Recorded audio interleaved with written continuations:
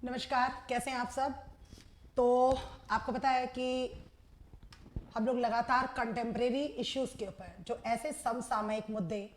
जो भारतीय समाज में लगातार या तो चर्चा में बने रहे हैं या पिछले प्रश्न पत्रों में लगातार जो चर्चा के मुद्दे बने रहे हैं या फिर इंटरव्यू में भी लगातार चर्चा के मुद्दे रहे हैं, तो लगातार हम उनके ऊपर आपको पता है कि जानकारी देने का काम कर रहे हैं। और आज कुछ उसी तरीके का एक और जो बहुत ही चर्चित मुद्दा है और लगातार जिसके ऊपर बिल्कुल हाल ही में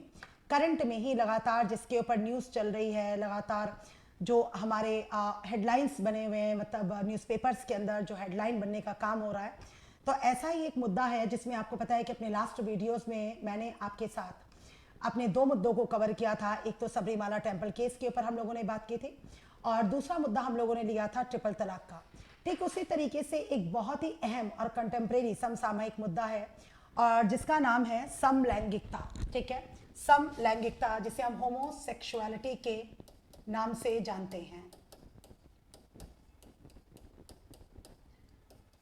समलैंगिकता,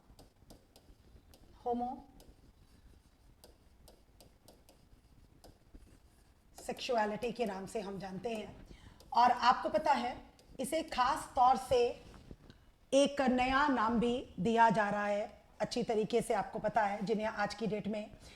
LGBTQAI कहा जा रहा है। ठीक है, LGBTQIA, LGBTQIA के नाम से इन्हें बुलाया जा रहा है। LGBTQIA के नाम से इन्हें बुलाया जा रहा है। और आपको पता है कि मुख्य रूप से अभी हाल ही में बिल्कुल रिसेंटली जो इनके ऊपर जो अहम मसला जो ये चल रहा है, अहम मुद्दा चल रहा है, उसके ऊपर सुप्रीम कोर्ट और केंद्र सरकार वापस से सतर्क हुए हैं और जो याचिका 27 अप्रैल को डाली गई थी उसके ऊपर बातचीत हो रही है।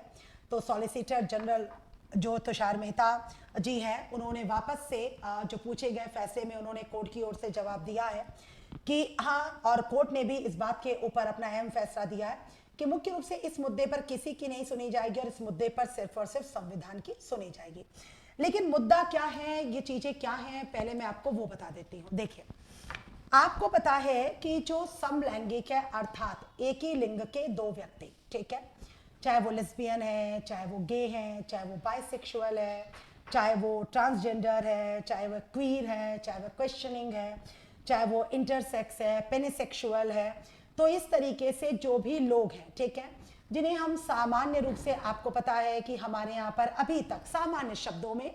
हिंजड़ा या किन्नर समुदाय कहा करते थे, बड़े ही सामान्य शब्दों में, जिन्हें अभी तक हम क्या कहा करते थे, हिंजड़ा या किन्नर समुदाय। तो आपको पता है कि हमारे यहाँ पर प्रारंभ से ही इनका जिक्र या इनका वर्णन जो है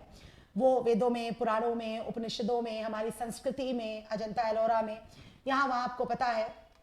सब जगह पर किया गया है। आपको पता है खजुराहो में भी, तो सब जगह पर इनका वर्णन है। और हमारे यहाँ पर आपको पता है कि समलैंगिकों को कभी भी हेय दृष्टि से या घृणा की दृष्टि से नहीं देखा जाता था, ये भी आपको अच्छी तरीके से पता है।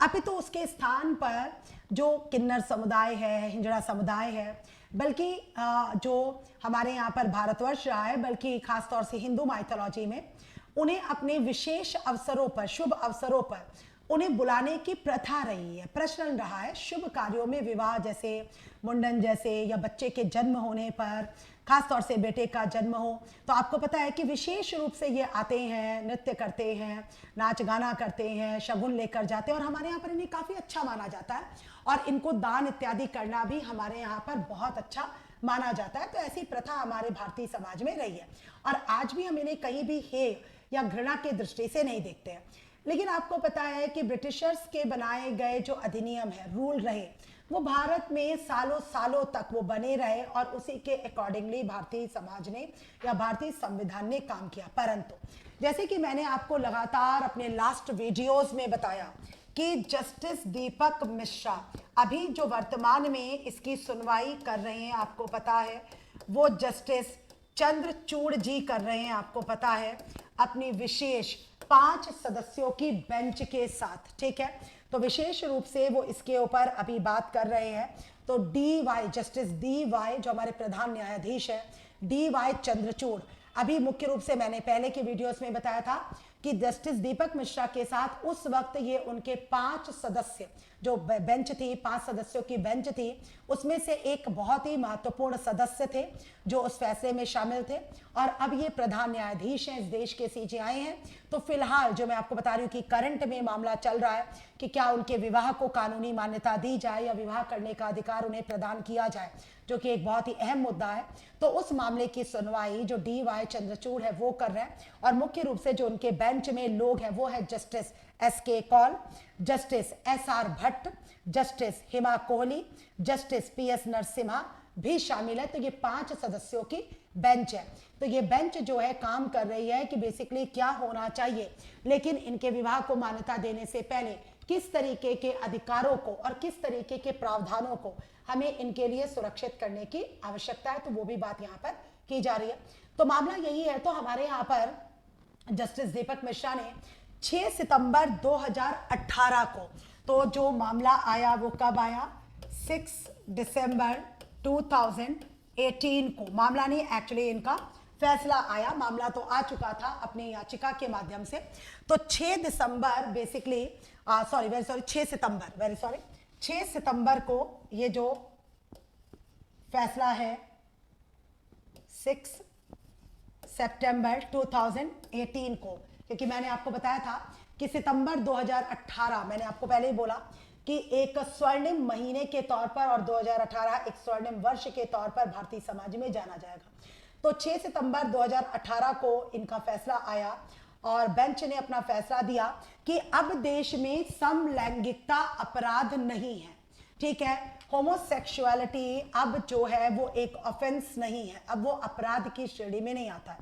और 2 समलैंगिक व्यक्ति अब उनका साथ उठना बैठना, खाना पीना, घूमना फिरना या किसी तरीके से इंटीमेट होना अब किसी भी तरीके से उसे अपराध की श्रेणी में नहीं रखा जाएगा और उसे अपराध की श्रेणी से बाहर किया जाता है। क्यों? क्योंकि जिस तरीके के समानता के अधिकार है, मैंने आपको जैसा कि बार बार बताया कि मुद्दा बार बार उठता है हमारे देश के अंदर आर्टिकल 14 को लेकर। तो ठीक है, जो समानता के अधिकार की गारंटी देता है, तो वो अधिकार की गारंटी ऑब्वियसली नेचुरली वो होमोसेक्सुअल्स या फिर समलैंगिकों को भी मिलनी चाहिए, क्योंकि जिस तरीके से भारत के अन्य नागरिक है उसी तरीके से समलैंगिक भी देश के सामान्य नागरिकों में से एक है।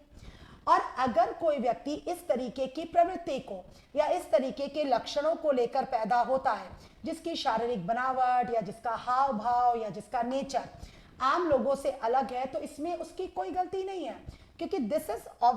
Is also a natural phenomena. तो ये भी क्या है, एक प्राकृतिक मतलब एक घटना है जो किसी भी व्यक्ति के साथ घट सकती है और किसी भी मतलब दंपति के द्वारा ऐसे बच्चे को बर्थ दिया जा सकता है। और ये अपने आप में कोई गैर कानूनी या आपराधिक बात नहीं है, परंतु मैंने क्या बोला, अभी तक भारतीय समाज के अंदर इसे अपराध की श्रेणी में रखा जाता था। तो इसीलिए सुप्रीम कोर्ट ने बराबर जो अपना फैसला दिया उसमें इस बात को रखा कि समलैंगिकता को अब उन्होंने अपराध की श्रेणी से हटा दिया है और अब समलैंगिकता इस देश के अंदर अपराध नहीं मानी जाएगी। और उनके अनुसार अगर ऐसे संबंध 2 वयस्कों के द्वारा आपसी सहमति से बनाए जाते हैं तो वो बिल्कुल भी अपराध नहीं माना जाएगा, लेकिन उसमें आपसी सहमति का होना जरूरी है। अगर आपसी सहमति नहीं है तो उसे भी रेप के लिए या सेक्सुअल असॉल्ट के केस में डाला जाएगा या दुराचार के केस में डाला जाएगा। पर 2 वयस्क अगर आपसी सहमति से संबंध बना रहे हैं, यहाँ पर भी वो समलैंगिक हैं, तो इन समलैंगिक संबंधों को भी अपराध की श्रेणी में नहीं रखा जाएगा। और इसीलिए जो जस्टिस दीपक मिश्रा है, उनकी अगुवाई वाली जो पूरी टीम थी, उन्होंने 55 मिनट में अपने इस फैसले को सुना दिया। बहुत अधिक समय उन्होंने नहीं लिया और 55 मिनट तक उस टीम ने, उस पूरी बेंच ने आपस में बातचीत की और 55 मिनट के अंदर उन्होंने इस पूरे फैसले को सुना दिया। और इंपॉर्टेंटली उन्होंने जो फैसला सुनाया, उन्होंने बताया कि जो धारा 377 है, आई बात समझ में, धारा 377 377 है, अब उसे रद्द किया जाता है। तो बहुत इंपॉर्टेंटली आप समझ लीजिए कि धारा 377 इस बात पे बात करती थी कि अगर दो समलैंगिक आपस में संबंध बनाते हैं, वयस्क है चाहे गैर वयस्क है, तो उसे अपराध माना जाएगा, ठीक है, और उन्हें जेल जाना पड़ेगा, ठीक है, उसे गलत कृत्य माना जाएगा, समाज में एक तरीके से गंदगी फैलाने का कृत्य माना जाएगा। लेकिन अब सुप्रीम कोर्ट ने अपने 6 सितंबर 2018 के फैसले के बाद धारा 377 को रद्द कर दिया और उन्हें भी देश के सामान्य नागरिक मानते हुए अपना ये फैसला दिया कि अगर दो वयस्क समलैंगिक आपसी सहमति से अगर संबंध बनाते हैं तो कहीं से भी उसे गैर कानूनी या आपराधिक श्रेणी में नहीं डाला जाएगा। और इसीलिए उन्होंने बोला कि अब जो LGBT मतलब लेस्बियन, गे, बाइसेक्सुअल और ट्रांसजेंडर कम्युनिटी है वो बराबर तरीके से अपने पलों को बिता सकते हैं, घूम सकते हैं, फिर सकते हैं, ट्रेन में, मेट्रो में, बस में सफर कर सकते हैं, होटल में खाना खा सकते हैं और उन्हें कहीं भी छुपने की कोई आवश्यकता नहीं है। लेकिन जब ये फैसला आया तो उनकी बेंच में मैंने पहले भी नाम लिया था अपने लास्ट वीडियो में कि उसमें जस्टिस इंदु मल्होत्रा भी शामिल थी। तो जस्टिस इंदु मल्होत्रा ने इस बात को बहुत ही स्पष्ट, बहुत ही क्लियरली उन्होंने किया कि लेकिन आज से जब ये फैसला लागू हो रहा है, मतलब 6 सितंबर 2018 से, तब से लेकर अब तक जो फैसले समलैंगिकों को लेकर लंबित है, तो लंबित जो फैसले थे, डिले थे, जो मामले कोर्ट्स में चल रहे थे, उनके ऊपर जो हमने फैसला मतलब 377 को रद्द किया है, उनके ऊपर ये फैसला एप्लीकेबल होगा। लेकिन वो फैसले मतलब वो सुनवाइयां जिनके ऊपर फैसले दिए जा चुके हैं, उन फैसलों को या उन फाइल्स को हम रीओपन नहीं करेंगे, इस बात पर कि क्योंकि हमने 377 को रद्द कर दिया है। आई बात समझ में? क्योंकि आपको पता है कि भारतीय संविधान में, इंडियन पीनल कोड में यह व्यवस्था है कि अगर आज की डेट में सरकार कोई अधिनियम या विधेयक लाके कोई कानून बनाती है तो वो फैसला उसके ऊपर लागू होता है जो केसेस चल रहे हैं, लेकिन उसका बेनिफिट जो, ठीक है, तो जो बेनिफिट ऑफ केस है वो उनको नहीं मिलता है कि जिनके ऊपर फैसले दिए जा चुके हैं। अब ये शायद उनका दुर्भाग्य हो सकता है कि 6 सितंबर 2018 तक जब ये आया और तब तक जिन समलैंगिकों के ऊपर फैसले दिए जा चुके थे, तो इंदु मल्होत्रा ने बोला कि हम उनकी फाइल्स को रीओपन बिल्कुल नहीं करेंगे और वापस से उनके फैसलों को हम ये हक नहीं देंगे कि वो वापस अपनी फाइल्स को रीओपन कराएं। लेकिन जो फैसले कोर्ट्स के अंदर डिले चल रहे हैं, मतलब लंबित चल रहे हैं और जिन पर अभी फैसला होना बाकी है, सिर्फ हियरिंग्स चल रही है, डेफिनेटली वो जो फैसले हैं वो अफेक्टेड होंगे किससे? हमारे आर्टिकल 377 को रद्द करने से, और जो समलैंगिकता जिसको हमने अपराध की श्रेणी से बाहर किया है, ठीक है, तो उस पर ये फैसले जो है वो पूरी तरीके से जो है वो लागू होंगे। और यही है कि सुप्रीम कोर्ट ने जब इसको अपराध की श्रेणी से बाहर किया तो सेम बात वही आई यहाँ पर कि क्या समाज इस बात के लिए खड़ा है, वही एनालिटिकल पॉइंट ऑफ व्यू, वही आलोचनात्मक मूल्यांकन, कि क्या समाज इनको अपनाने के लिए तैयार खड़ा है? अगर ठीक तरीके से देखें और बहुत ईमानदारी से मैं अगर अपनी बात को रखूं तो जी हाँ, बिल्कुल नहीं खड़ा है। तो जब तक समाज में जागरूकता नहीं होगी, जब तक समाज के लोग, मतलब ये समाज वो है जो आज भी, आपको पता है एक और मुद्दा इसी तरीके का है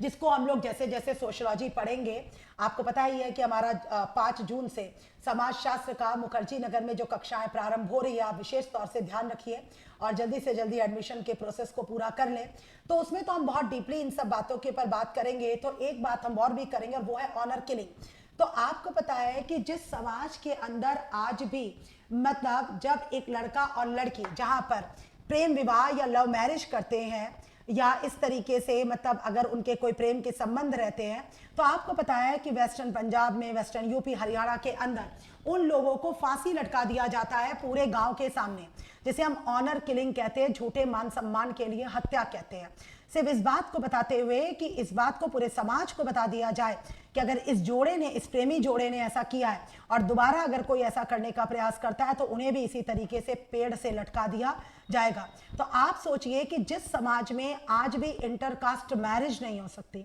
इंटर रिलीजियस मैरिजेस नहीं हो सकती, आप सोचिए उस समाज के अंदर क्या समलैंगिकों के संबंधों और समलैंगिकों के विवाहों को समाज इतनी आसानी से अपनी मान्यता प्रदान कर देगा? बिल्कुल नहीं। फैसले हम बाहर के देशों को लेकर कर रहे हैं, हम पश्चिमी सभ्यता से प्रभावित होकर कर रहे हैं, बहुत अच्छी बात है, लेकिन सबसे पहले हमें अपनी भारतीय समाज में शिक्षा के द्वारा, जागरूकता के द्वारा परिवर्तन लाने का प्रयास करना होगा। और इसीलिए जब लगातार ये बात हो रही है कि इनके विवाहों को मान्यता दी जाए और इन्हें विवाह करने की जो विवाह के अधिकार की जो घोषणा है वो इनके लिए की जाए, तो बराबर मैंने आपको बोला है कि सुप्रीम कोर्ट की बराबर टिप्पणी आई है, ठीक है, जो 4 मई के पेपर में आप देखेंगे कि हम किसी की नहीं सुनेंगे, हम सिर्फ और सिर्फ संविधान की सुनेंगे और जैसा संवैधानिक दायरे में हमें लगता है हम उसी तरीके का फैसला करेंगे। और जब तक हमें लगे कि हम पूरी तरीके से इनके अधिकारों को, विवाह के बाद के प्रावधानों को, उत्तराधिकार अधिनियमों को हम ठीक तरीके से इनके लिए सुरक्षित नहीं कर देते, तब तक हम इनके विवाहों को मान्यता भी प्रदान नहीं करेंगे। तो लगातार ये मुद्दा आपको पता है कि करंट के इशू में चल रहा है और इसके लिए बहुत जरूरी है कि हम अपनी मानसिकता में परिवर्तन करें और ये सोचें कि बस ये सिर्फ और सिर्फ एक प्राकृतिक रूप से घटित हुई घटना है किसी व्यक्ति के साथ और इसमें उसका अपना कोई दोष नहीं है, कोई दोष नहीं है। कोई स्वाभाविक रूप से किन्नर या हिजड़ा नहीं बनना चाहता या एलजीबीटी के अंदर नहीं आना चाहता है। तो जिस तरीके से कोई बीमारी किसी को हो सकती है, ठीक है, और किसी के साथ कोई दुर्घटना हो सकती है, बस ये उसी तरीके की घटित घटना जिसे हमें बहुत ही सामान्य तरीके से लेना चाहिए और इन्हें भी इनके अधिकारों को देना चाहिए ताकि हम अपने आर्टिकल 14 को, जो भारतीय संविधान हमें प्रदान करता है, हम उसे पूरी तरीके से प्रूफ कर सके और इस बात को बता सके कि भारतीय समाज में वास्तव में जब तक कि एक्सेप्शनल केस में, rare of the rarest case में किसी के साथ असमानता की आवश्यकता ना हो, तो भारतीय समाज बराबर तरीके से सबके साथ समानता के व्यवहार को करता है। ठीक है, चलिए तो फिर आपसे मिलेंगे अपने नेक्स्ट वीडियोस में। Really thank you so much, thank you so much.